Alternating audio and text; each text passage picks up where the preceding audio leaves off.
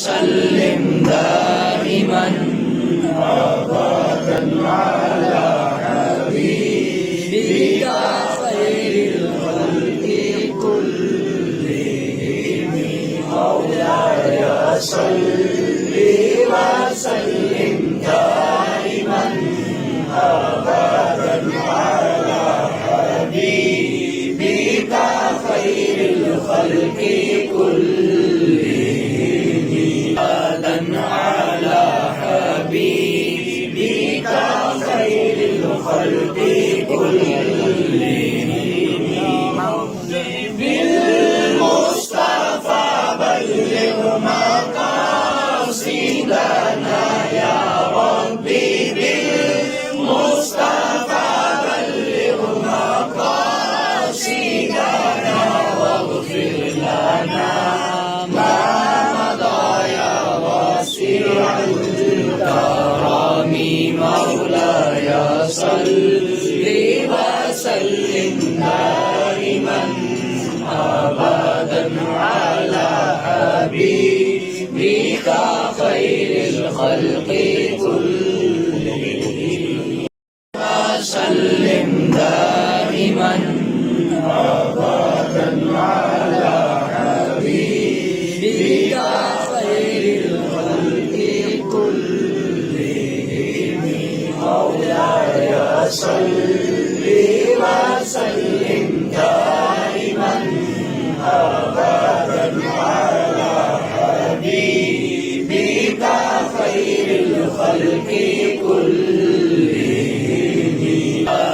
على حبيبك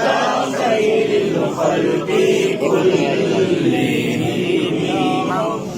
بالمصطفى بلغ مقاصدنا يا ربي بالمصطفى بلغ مقاصدنا واغفر لنا ما مضى يا واسع الكرم مولاي صل وسلم دائما أبدا على حبيبك خير الخلق